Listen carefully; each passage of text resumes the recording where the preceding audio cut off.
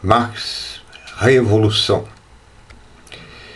Sendo um sistema de exploração do trabalho humano de uma classe social por outra, o capitalismo é intrinsecamente injusto. Isso é o que geralmente encontramos na história, a exploração de uma classe por outra. Como Marx diz, a história é a história da luta de classes. Para Marx, isso é uma constatação histórica. Na sociedade escravista da antiguidade, para nós hoje impensável, o dono do escravo tinha posse de seu corpo como instrumento de trabalho e a classe escrava lutava contra a dos homens livres. Os plebeus romanos lutavam contra os patrícios.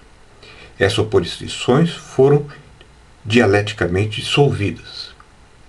Na sociedade feudal medieval, o servo da gleba trabalhava para alimentar-se e para pagar o príncipe, que possuía a terra, coisa que hoje nós consideramos injusto.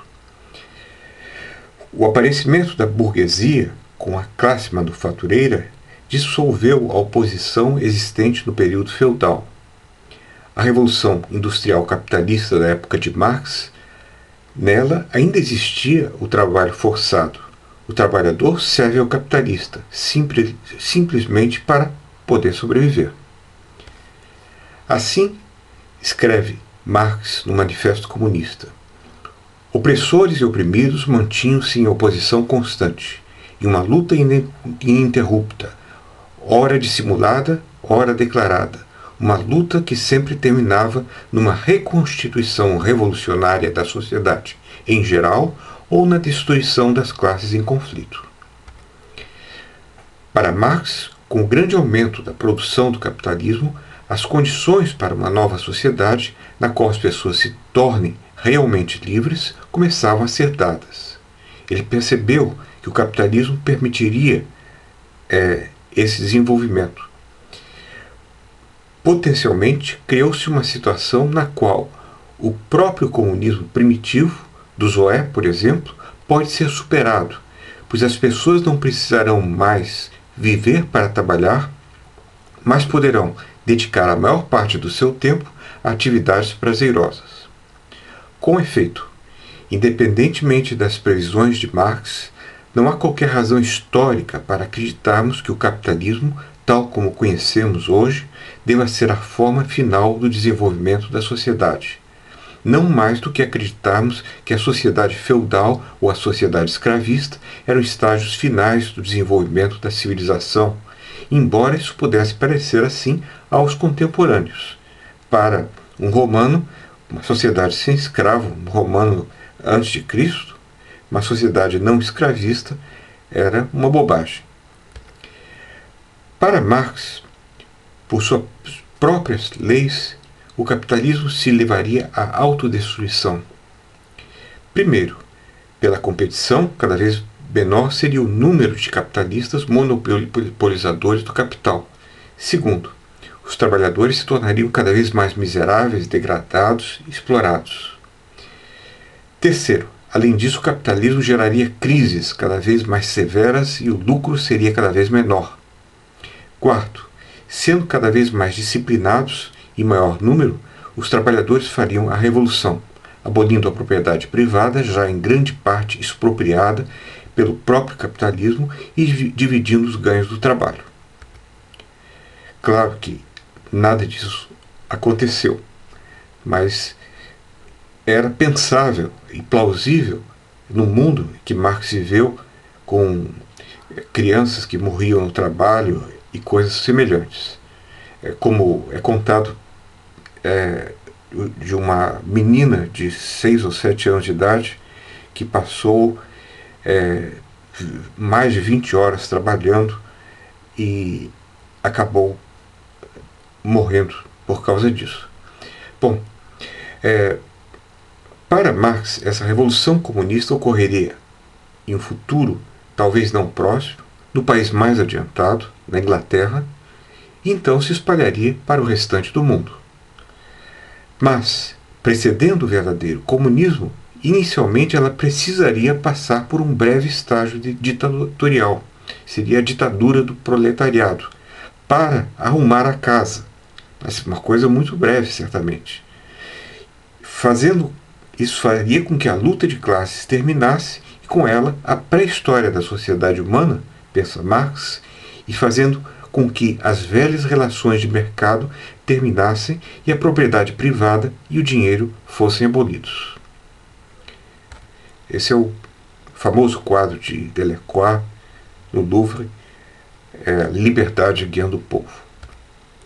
Objeções. Obviamente, as profecias revolucionárias de Marx não se realizaram. Mas essa objeção é para o nosso gosto trivial. É muita tolice tomar Marx ao pé da letra como profeta.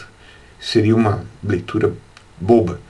Mas ele foi capaz de nos mostrar uma paisagem social nunca antes revelada. Cabe a nós explorá-la. 2. Há problemas com a teoria econômica de Marx. O valor de troca não é estabelecido pelo trabalho investido, mas pelo mercado. Além disso, ele diz que o trabalho humano é a única mercadoria capaz de produzir valor além do seu valor, a mais-valia. Mas imagine uma fábrica totalmente automatizada. Não podendo produzir mais-valia, ela não poderia ser capaz de dar lucro ao capitalista.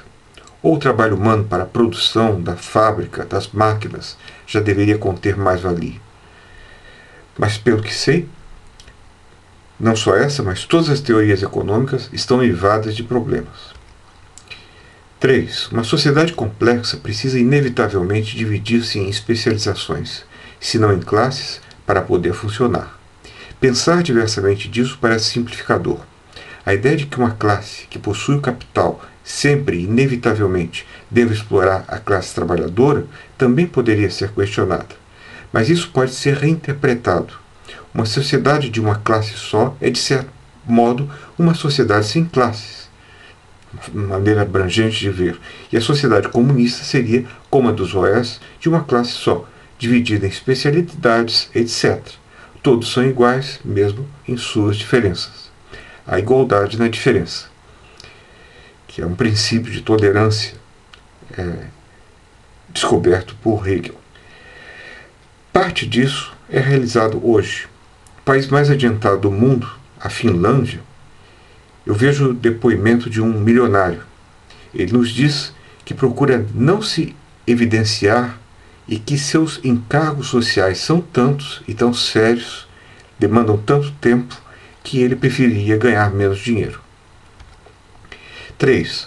Alguma forma de propriedade existiu em todas as sociedades mais complexas, assim como dinheiro, etc. Mas se nem toda propriedade é um roubo, algumas são.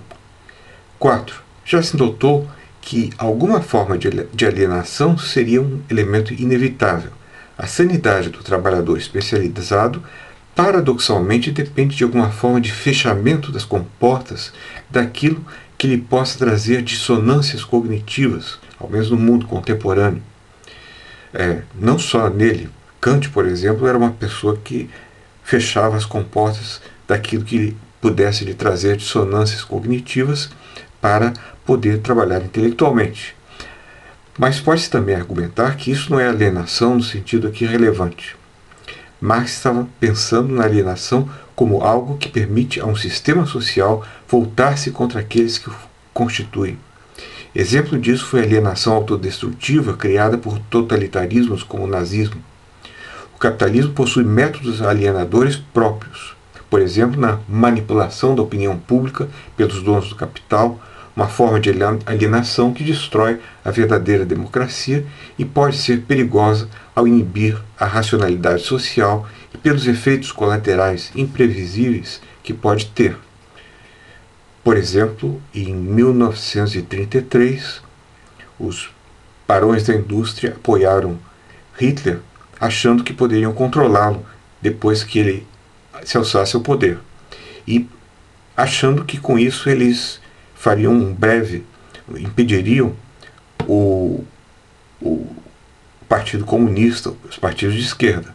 Eles fizeram isso, mas o resultado foi desastroso. Desastroso para todos. 5. Contra Marx já foi também sugerido que os empreendedores capitalistas precisam ter iniciativa, coragem de correr riscos, imaginação empreendedora e que a estagnação de economias fechadas e planejadas, como a soviética, demonstrou que o livre empreendimento é um valor.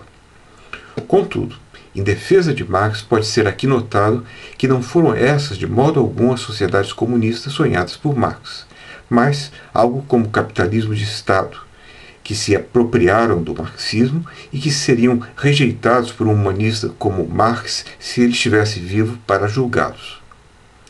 Contudo, como não sabemos como seria uma sociedade pós-capitalista marxiana, não podemos afirmar que nela valores como iniciativa, capacidade de se arriscar e imaginação empreendedora não teriam lugar. Mais provável é que essas coisas possam brotar espontaneamente do fato de que o bem para si passa a ser o bem para todos, sem precisar do esporão do lucro. Nossos amigos OS são artesãos bastante sofisticados.